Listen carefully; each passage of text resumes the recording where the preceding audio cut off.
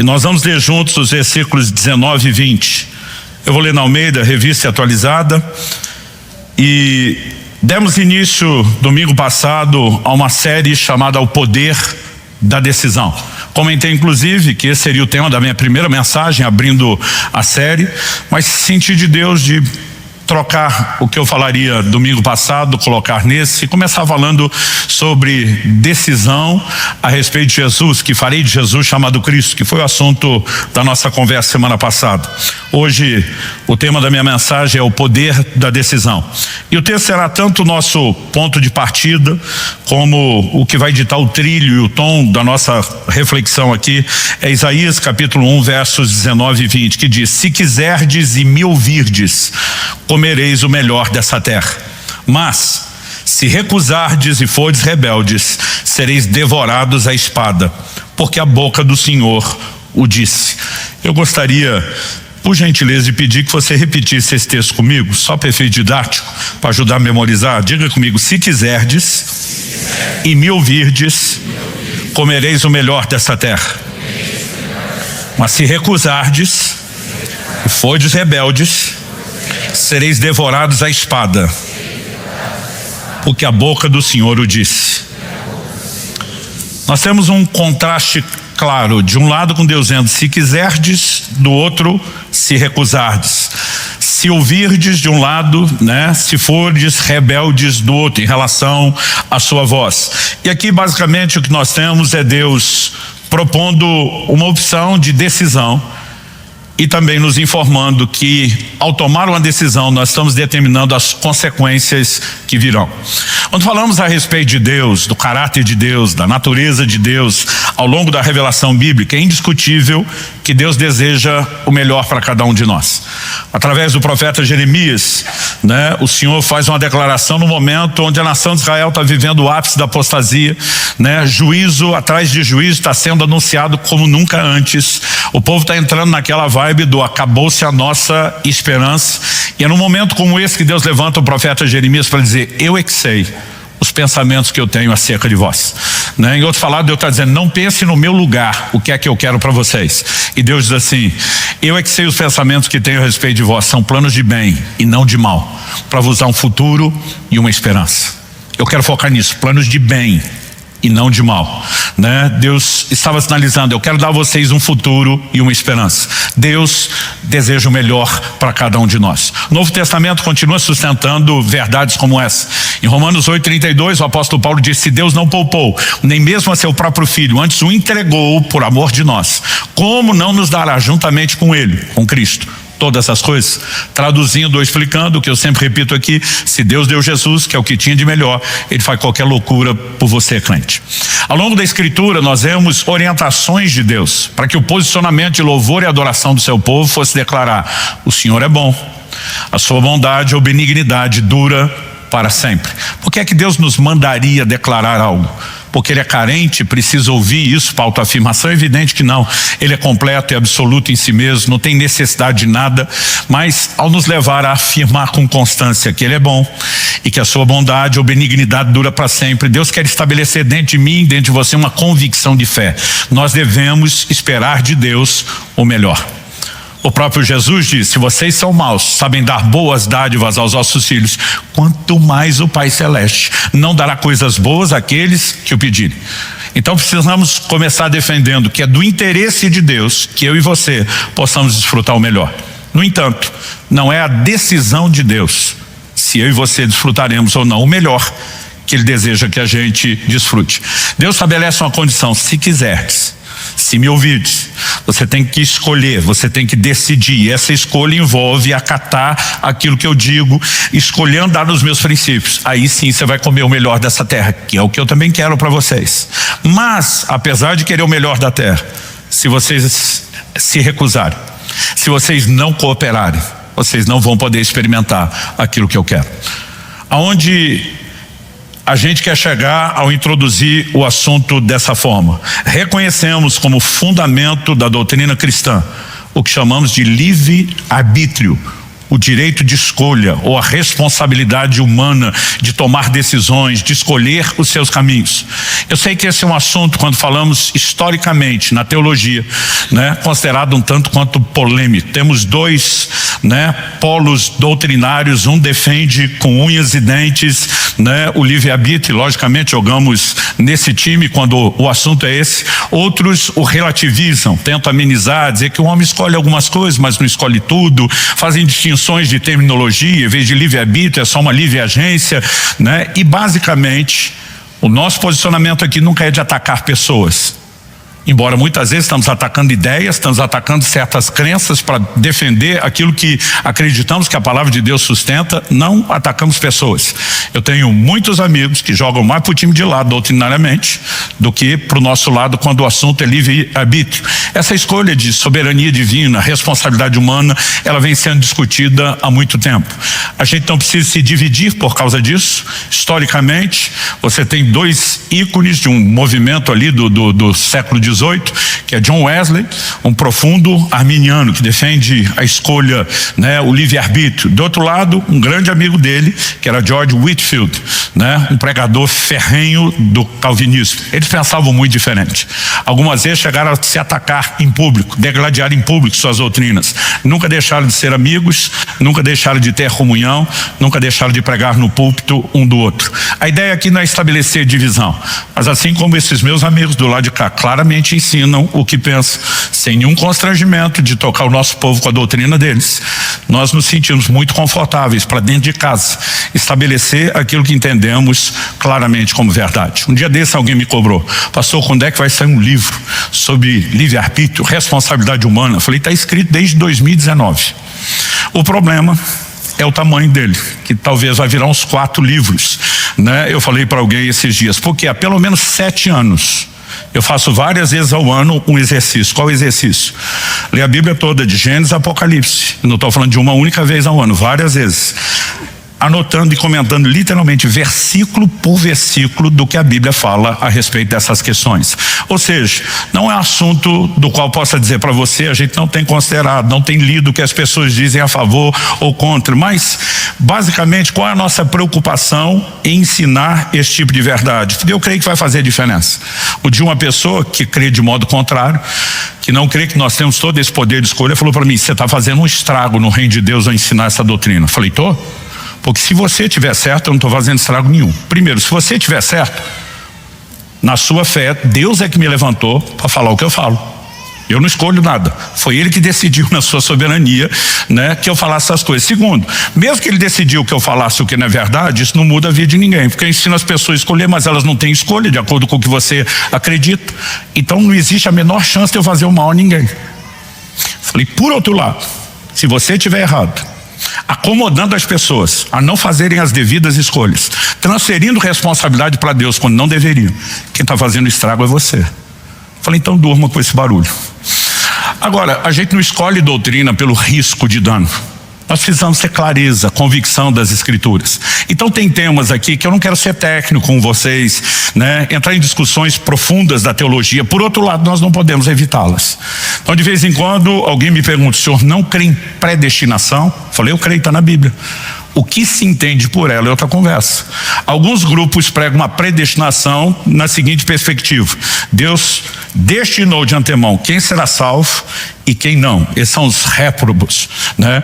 E o nosso posicionamento de sustentar o que a Bíblia diz de predestinação tem um alicerce que sempre os textos bíblicos o mencionam, não pode ser ignorado.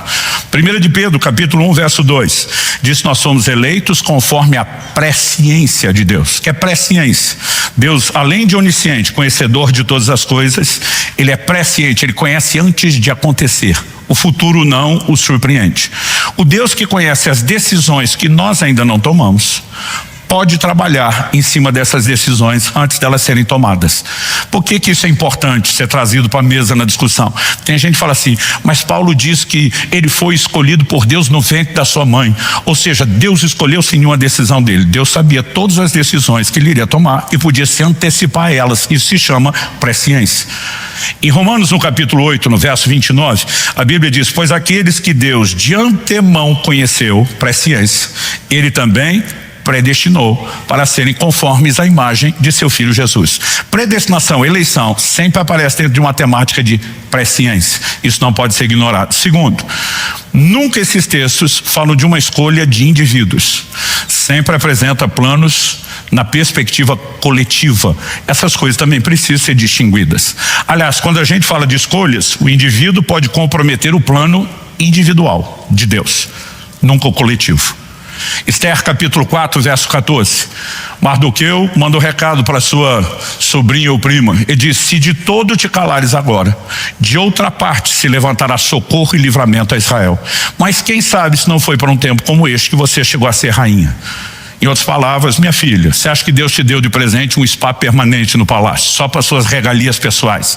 Se Deus te deu influência, é para que isso seja usado em prol do reino dele, para defender o povo. Mas se você for negligente, Deus levanta socorro de outra parte. Você é substituída no plano. O plano coletivo vai continuar e vai se cumprir. Essas distinções também precisam ser feitas. Mas com todas essas devidas ressalvas, eu e você precisamos entender o que eu quero destacar em primeiro lugar. O que Deus faz em nossas vidas não depende só da vontade dele, né? De vez em quando alguém me pergunta: onde é que fica a soberania de Deus na sua doutrina? Eu digo: Deus é soberano do jeito que ele quer ser. Se ele quer ser soberano, deixando o homem decidir, ele é soberano para escolher como ele é soberano. Não é você que dita a soberania dele. Eu acho engraçado quando estamos nessas discussões teológicas, a gente pergunta para esse grupo onde Deus decide tudo e o homem nada. A gente pergunta: onde ficam os atributos da justiça de Deus, do amor de Deus? Aí eles falam assim: não, você está tentando definir justiça na perspectiva humana. Eu falo: mas em toda a Bíblia, as analogias que Deus usa de justiça justamente a humana, para que a gente compreenda. E você vai dizer que ele decidiu não usá-la? Mas aí quando nós falamos de soberania, eles querem controlar todos os termos da soberania e não o Deus soberano. Ou seja, há sempre uma incoerência nos argumentos. O que nós entendemos? Deus é soberano do jeito que quer. Ele não perdeu sua soberania porque ele quis, nos deixou escolher, e não é pego de surpresa por nenhuma escolha. Ele se antecipa a tudo. Então, sem comprometer a soberania de Deus, eu sustento, sem nenhum temor, dizer: o que Deus faz em nossas vidas, no âmbito individual, não depende só da vontade dele. Primeira carta de Paulo a Timóteo, capítulo 2, verso 4 diz: Deus deseja que todos os homens se salvem e cheguem ao pleno conhecimento da verdade. Esse texto não me parece nem um pouco confuso. Parece para você? Deus deseja que todos se salvem e cheguem ao pleno conhecimento da vontade de Deus. Esse grupo que diz que Deus escolheu alguns para salvação, outros para perdição, eles tentam explicar que a palavra todos aqui não é todos. Gente, é impressionante. Spurgeon, príncipe dos pregadores, um homem que nos abençoa muito, ele tem um texto explicando que todos não quer dizer todos. A todo Israel saiu ouvir Jesus. Gente, não era bem todo mundo. Todos aqui quer dizer a maioria. Só que o mesmo grupo prega o quê? A depravação total do ser humano. Aí eu falo: mas quando a Bíblia diz todos pecaram, estão destituídos da glória de Deus, também não é todos? Não, aqui é todos. Eu falo: quando interessa para vocês é todos, quando não interessa o todos não é todos. Exatamente a mesma palavra, com a mesma tradução, e vocês definem quando o todo é todo e quando não é. Então, honestamente, não há como questionar que Deus amou o mundo de tal maneira. Não, ele amou todo mundo, mas queria que o outro fosse para o inferno só porque ele quis, mesmo amando. Eu não consigo entender, né, o como, para sustentar um atributo que é a soberania, eles assassinam os outros atributos divinos. Mas para nós é claro, Deus quer que todo mundo se salve. Agora vem a pergunta: todos serão salvos só porque ele quer? Não. A mesma Bíblia diz que a fé, Paulo escrevendo aos Tessalonicenses, diz na sua segunda epístola: a fé não é de todos. Aí alguns usam: está vendo como não é para todo mundo? Não. A fé, ela é oferecida para todos, mas não é abraçada por todos. Olha o que Jesus falou. Vou citar duas frases de Jesus. Ninguém pode discutir teologia com o próprio verbo. Ele é a encarnação, a interpretação das escrituras. Mateus 23, 37. Jerusalém, Jerusalém, você mata os profetas e apedreja os que lhes são enviados. Quantas vezes eu quis, olha o verbo, eu quis reunir os seus filhos, como a galinha junta os seus pintinhos debaixo das asas, mas vocês não quiseram. Olha o contraste. Quantas vezes eu quis, mas vocês não quiseram. Se depender só da vontade de Deus, todo mundo estaria reunido debaixo das suas asas. Mas ele diz: vocês não usaram o direito de escolha de forma apropriada. Evangelho de João, capítulo 5, vou ler o 39 e o 40, um de cada vez. Primeiro verso 39. Jesus falando, vocês examinam as escrituras, porque julgam ter nelas a vida eterna. Basicamente o que Jesus vai dizer é, vocês estão corretos, porque diz, são elas mesmas que testificam de mim, e sou eu que ofereço a vida eterna. Agora é o que ele diz no verso seguinte, o 40. Contudo, vocês não querem vir a mim para ter vida. Ele diz, eu ofereço vida, mas para que ela se manifeste, para que você possa experimentá-la, você tem que querer vir a mim. É sua responsabilidade decidir. Você olha para a Bíblia desde o início. Deus pega o primeiro casal e diz, vocês podem comer de toda a árvore do jardim, menos dessa. Se comer dessa tem consequências, vai dar ruim. Sempre Deus diz, boas escolhas, boas consequências. Escolhas ruins, consequências ruins. Logo depois da queda do homem, você tem em Gênesis 4 o episódio da oferta de Abel aceita por Deus, a de Caim rejeitada. Caim fica ruim da cara porque Deus, rejeitou a oferta. O Senhor diz para ele, se procederes bem, não é certo que você será aceito. É só você decidir e fazer direito, meu filho. Você vai ser aceito. E diz, mas se procederes mal, o pecado jaz à tua porta. O seu desejo será contra você. E Deus diz, a ti cumpre dominá-lo. Você tem que ter controle sobre a sua vontade. Você tem que fazer as escolhas corretas. Isso vai ao longo de toda a escritura, Deus dizendo, não se trata apenas do que eu quero. Eu sinalizo minha vontade, a consequência de você seguir o meu plano, a consequência de você recusar, como é o texto que nós lemos. Se quiserdes me ouvir, vão comer o melhor da terra. Se recusardes, forem rebeldes, em vez de vocês comer o melhor da terra, a terra é que vai devorar e vai engolir vocês. Então, ao olhar para essas verdades nas escrituras, nós precisamos entender que Deus pode até sinalizar sua vontade. Isso não significa que ela vai se cumprir de forma automática, espontânea ou empurrada goela abaixo.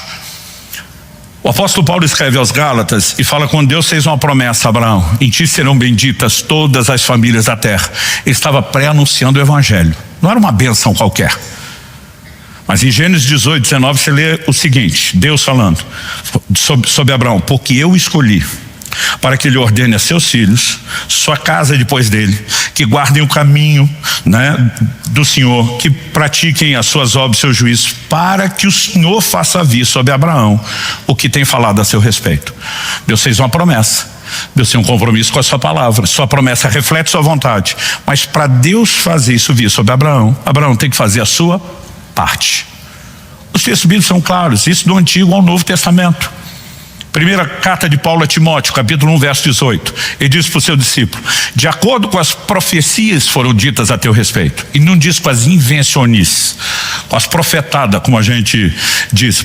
São palavras proféticas, inspiradas pelo Espírito de Deus. Sinaliza o plano, o propósito, a vontade de Deus para você. De acordo com as profecias foram ditas a teu respeito. Combate, firmado nelas, o bom combate. Traduzindo, não espere sentado. Coopere com Deus, lute, exerça a fé, coopere com o processo para que aquilo que está sendo declarado possa ser experimentado. Porque o que Deus fará na minha e na sua vida não depende só dele. O tempo todo o homem é chamado a uma interação com Deus.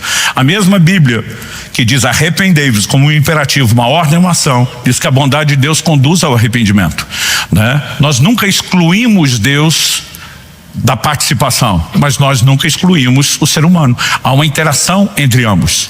O outro grupo, ele exclui totalmente o homem e diz só Deus faz tudo, Então assim, no final das contas, nem todo mundo quer admitir, se Adão escolheu errado é porque Deus quis. No final é tudo só porque Deus quis e nós não temos responsabilidade nenhuma, apesar de que seremos julgados por aquilo que Deus quis no nosso lugar, o que compromete toda a lógica da sua justiça. Então eu e você precisamos entender isso. Quando falamos, por exemplo, do ministério, primeira carta de Paulo a Timóteo, capítulo 3, se alguém almeja o episcopado, ser bispo, começa com um desejo, vai ter que ter qualificações, vai ter que ser provado, para só depois estabelecido, mas tem que querer.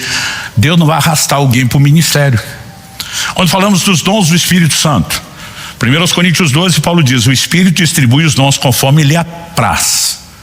Quando falamos do plano pessoal de Deus, que tipo de dom, que tipo de ministério, evidentemente não está todo mundo funcionando da mesma forma. Deus tem coisas diferentes para cada um, mas a mesma Bíblia que diz que o Espírito Santo distribui como Ele quer, diz que nós temos que buscar, que nós temos que desejar, porque se não há interação e cooperação, A vontade de Deus não se cumpre de modo unilateral. Quem está entendendo?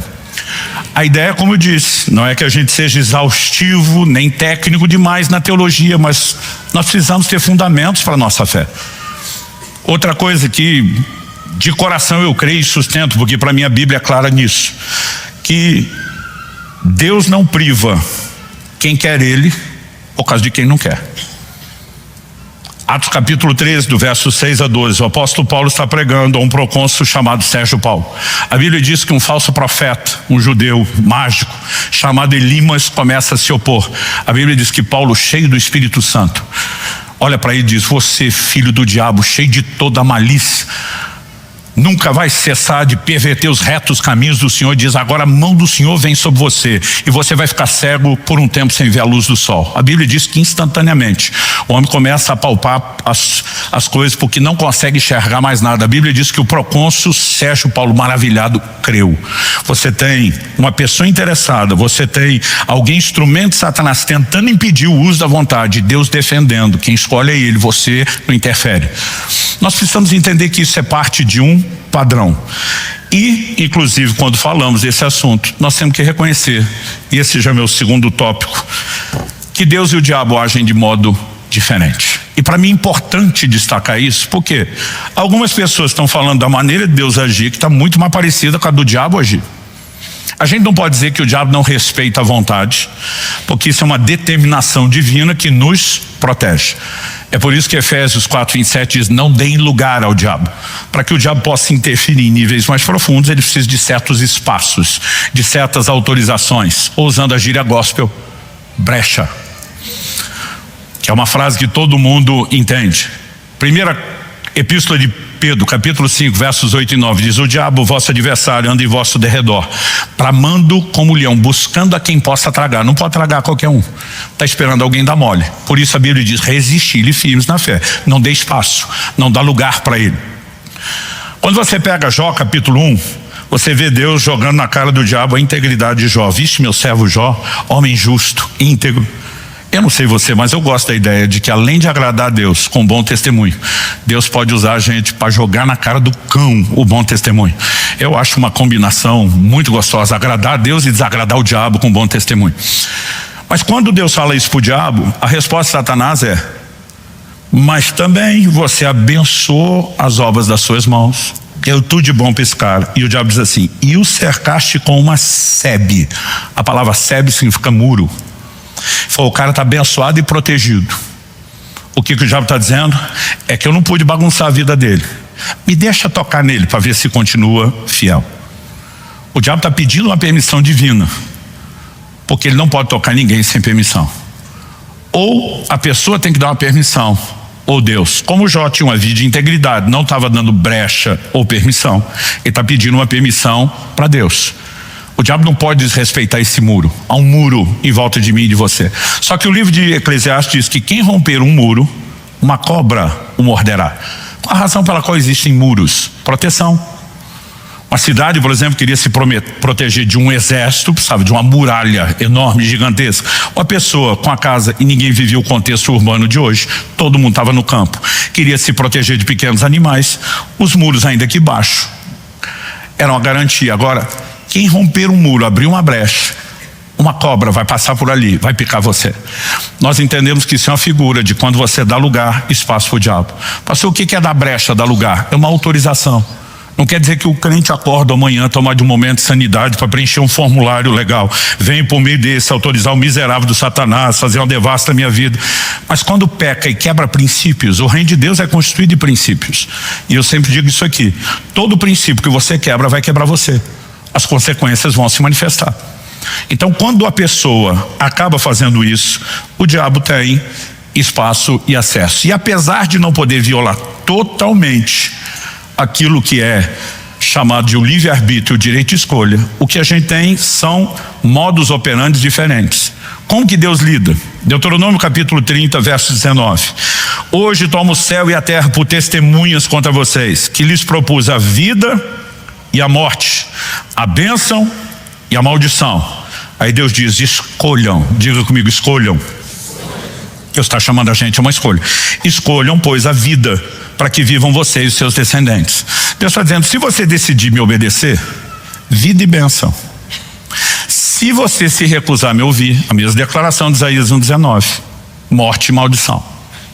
Deus diz, eu não estou aqui só para avisar que você tem dois caminhos e que suas escolhas, que vocês são livres para tomar, farão vocês escravos das consequências que virão da escolha de vocês. Deus diz, eu também estou aqui para te advertir, escolher direito. E aí Deus manda hashtag escolhe direito, escolhe vida. Ele diz, eu te aconselho, eu não te oprimo, eu não te arrasto a fazer a minha vontade. Qual a diferença do modo de Deus agir do diabo? O diabo não pode violentar a vontade, mas ele vai manipular, ele vai forçar a barra, ele vai tentar enganar. Gênesis capítulo 3, de 1 a 5, nos fala do pecado inicial, né? Nos fala da maneira como Satanás vai jogando com Eva. Então ele diz, é verdade que Deus disse que não pode comer de nenhuma árvore? A serpente diz, claro que não, a gente pode comer de todas, só dessa que não. E por que não pode dessa? Porque Deus disse, no dia que comer, a gente vai se tornar conhecedor não só do bem, mas também do mal. Que ela diz, vai nada. Na verdade, Deus não quer que você seja como Ele. Ele está escondendo o olho de vocês. Ele sabe que no dia que vocês comerem vão ser que nem Ele. Gente, se Eva tivesse um pouquinho de conhecimento teológico, dizia, então come tu, que sempre quis ser igual a Ele nunca conseguiu. Mas ela simplesmente vai abraçando aquela manipulação, o diabo vai provocando o que ela quer, vai fazendo promessas baseadas em premissas falsas, distorcidas. Agora, você acha mesmo que isso aconteceu só com Eva e com mais ninguém? O apóstolo Paulo escreve, 2 Coríntios capítulo 11, verso 3, eu temo que, assim como a serpente com a sua astúcia enganou Eva, observa o verbo, enganar, enganou Eva, assim também a mente de vocês seja corrompida e se afaste da simplicidade e pureza devidas a Cristo. O diabo continua o mesmo jogo de manipulação, porque se Deus sinaliza o que é bom, mas não nos arrasta para lá, o diabo, ele nos engana a respeito do que é mal, tentando convencer que é bom, e ele vai forçar a barra em relação a tudo aquilo que ele puder. Mas eu vejo algumas pessoas falando de uma soberania de Deus, onde Deus parece jogar no modus operandi do diabo. Ele é que arrasta, ele é que manipula, ele é que engana. E gente, isso não cabe na doutrina bíblica. Em algum momento nessa série, vou compartilhar com vocês, uma mensagem está pronta sobre decisões fundamentadas na palavra de Deus. Como Deus nos chama de modo racional, claro, a entender toda essa dinâmica de escolhas, das quais cada um de nós somos responsáveis. Em Apocalipse, no capítulo 3, no verso 20, importante lembrar que Jesus está falando com a igreja de Laodiceia. Porque alguns pregadores usam isso só na hora de fazer um apelo para quem não aceitou Jesus, como se fosse uma fala de Jesus para um não crente.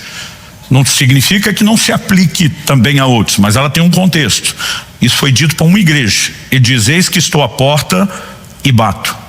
Se alguém ouvir minha voz e abrir a porta, entrarei em sua casa, cearei com ele e ele comigo. Nós temos um condicional claro. Se alguém ouvir minha voz chamando, se alguém me ouvir batendo, e resolver, por sua decisão, por sua escolha, abrir a porta, eu vou entrar. E depois de entrar, nós vamos ter intimidade. Eu vou cear com ele, ele comigo. E se alguém não ouvir minha voz? E se alguém não abrir a porta? Jesus está dizendo, eu não vou entrar. Porque não vai chegar metendo o pé na porta. Mas alguns estão falando da vontade de Deus para salvar, que tipo, se você não abrir a porta, meto eu o pé. Eu bati só para fingir que era educado, mas eu vou entrar de qualquer forma. Gente, isso não condiz com tudo aquilo que é dito o tempo todo. Semana passada eu mencionei isso. Há uma relação de causa e consequência em toda a escritura. Quem crer será salvo, quem não crer será condenado. As pessoas estão dizendo, não, é porque quem já foi salvo na predeterminação por Deus é que crê depois. Eles mudaram completamente a ordem. Jesus diz, quem me confessar diante dos homens será confessado diante do Pai. Causa e consequência. Não, é porque já foi confessado diante do Pai desde a eternidade, que está confessando agora diante dos homens. Eles mudaram tudo, simplesmente para dizer, a escolha não é sua. E eu não posso concordar com isso.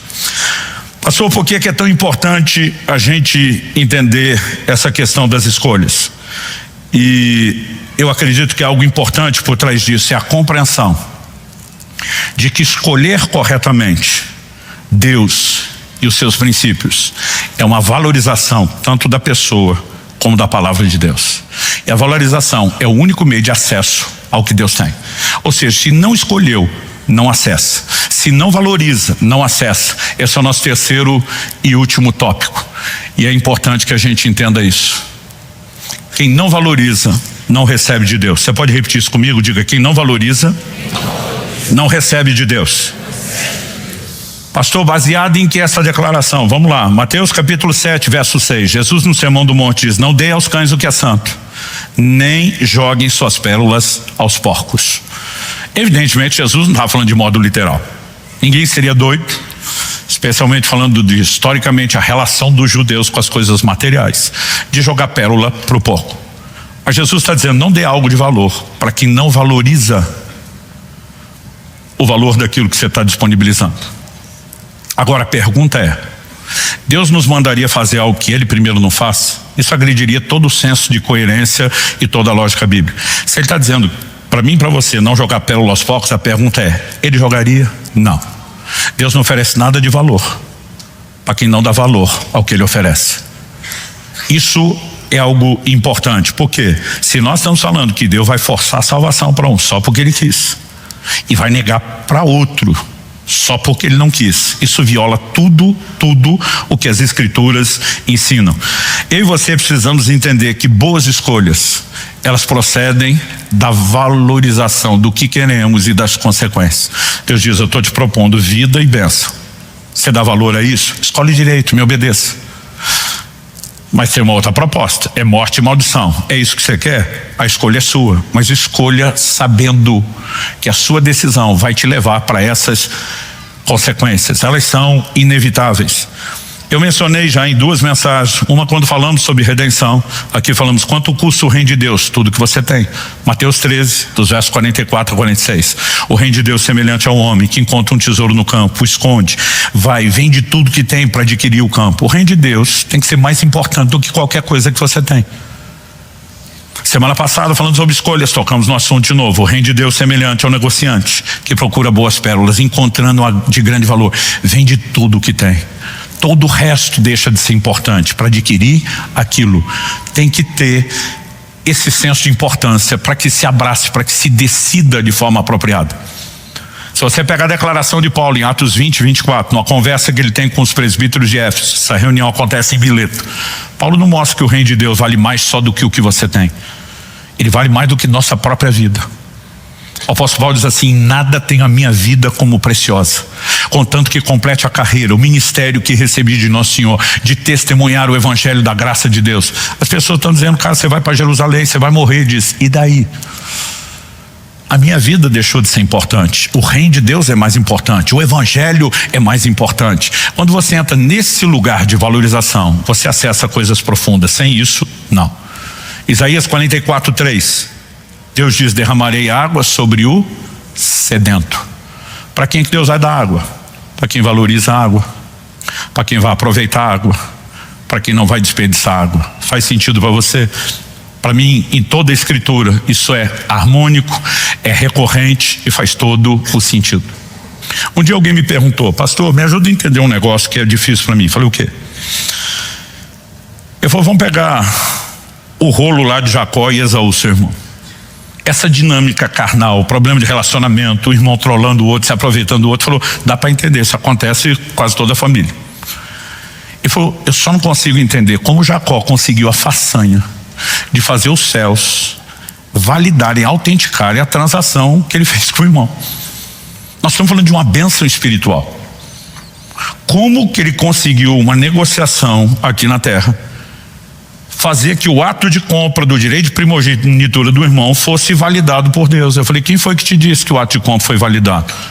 Não, a Bíblia. Eu falei: onde a Bíblia diz isso? Não, ele que virou o herdeiro. Eu falei: como consequência do que a Bíblia diz, não de uma validação do ato de compra. Eu falei: Gênesis 25, 34 diz, e essa é a única conclusão no final do episódio: assim Esaú desprezou o seu direito de primogenitura. Os céus nunca autenticaram o ato de compra de Jacó. Os céus autenticaram o desprezo de Esaú. Quem não dá valor não acessa o que Deus tem. Simples assim. Só que Jacó, que está tentando usar um meio carnal para acessar, é o próximo na linha de sucessão. Quando o primeiro autentica o seu desprezo e fica de fora, para quem que a bênção vem? Para aquele que, ainda que tentando usar métodos humanos, carnais, questionáveis, no mínimo tinha o que o irmão não tinha: a valorização daquela bênção e daquela promessa. Sabe, se nós não entrarmos nesse lugar de ler a Bíblia, buscando entender o que é a presença de Deus, o quanto ela merece ser valorizada, o que são, né, as consequências das escolhas corretas para dizer, eu desejo isso. Eu e você nem vamos tomar as escolhas corretas, muito menos acessar aquilo que Deus tem de bom. Eu comecei sustentando, né, que Deus deseja o melhor para cada um de nós. Agora a pergunta é, todo mundo está vivendo o que Deus deseja? Vamos ser honestos, gente, não. Não dá para simplificar demais essa história, porque há N desdobramentos de possibilidades para a gente tentar esgotar o assunto aqui. Mas correndo o risco de ser injusto com uma exceção ou outra, eu escolho ser genérico nesse momento.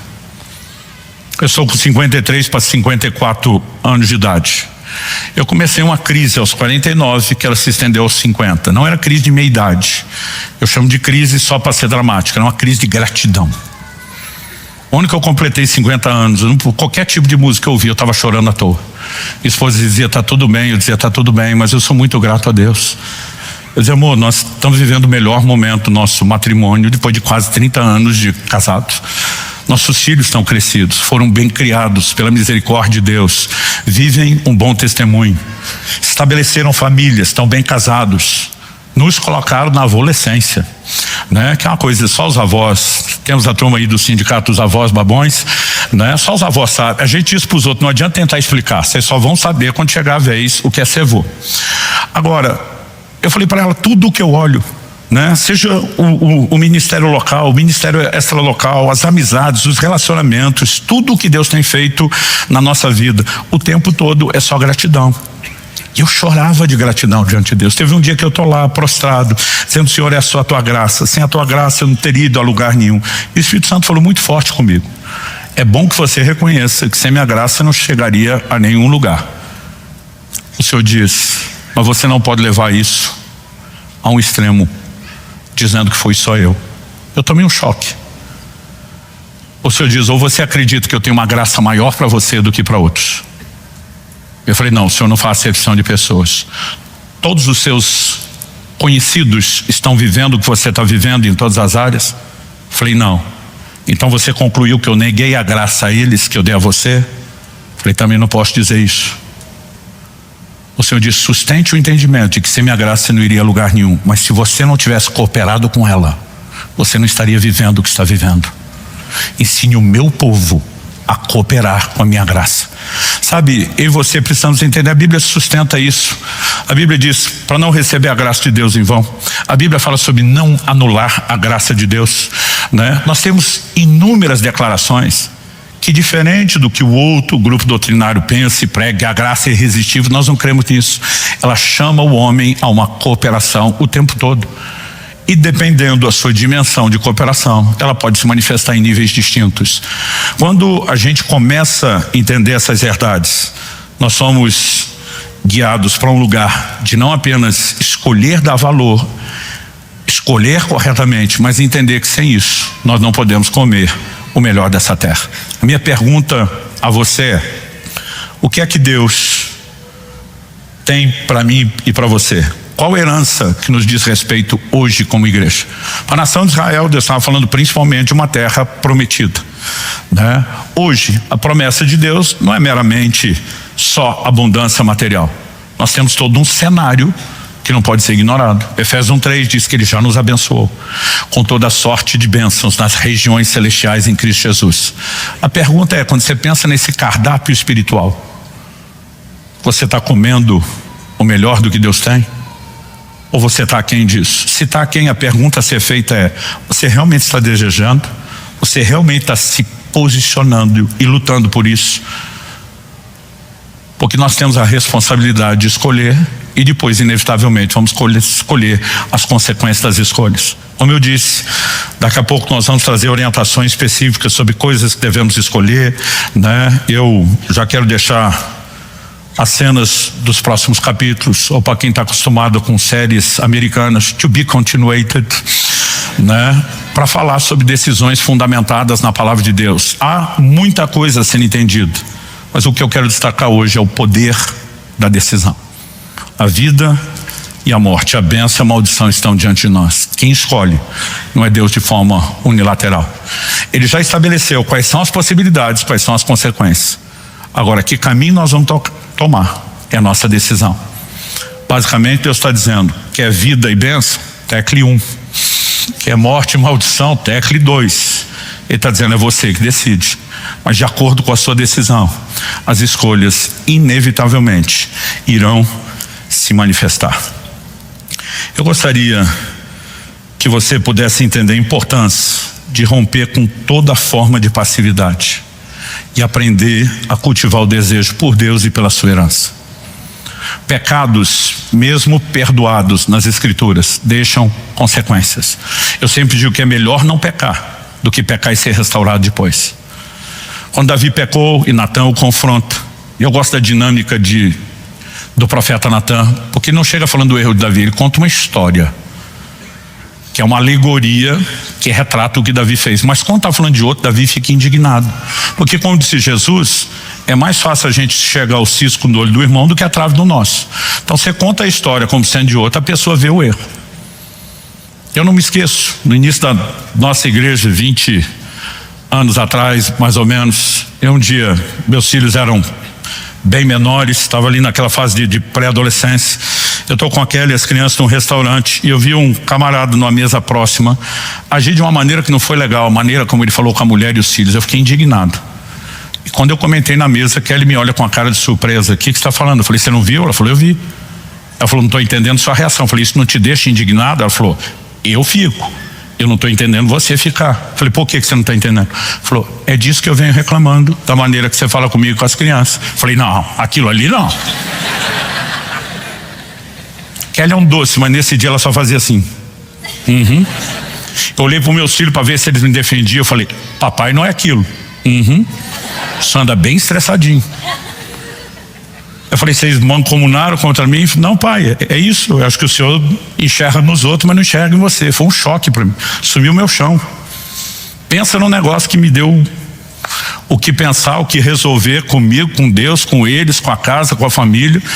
Eu falei, gente, Natã tinha razão. É melhor mostrar o defeito do outro que você enxerga fácil do que o seu que você não enxerga. Adotei isso nos meus gabinetes pastorais a partir daquele dia. Contava a história igualzinho do erro que eu queria confrontar, os caras ficavam indignados. Aí eu falava que nem Natã, o homem é você. Só para ver eles passar a mesma coisa que eu passei. Quando Natã fala isso, pela lei de Moisés, Davi estava sentenciado à morte, tanto pelo adultério cometido como pelo homicídio. A lei no plano espiritual determinava toda a quebra era pecado contra Deus. No plano civil era o Código Penal, a Constituição, o Código Civil deles, né?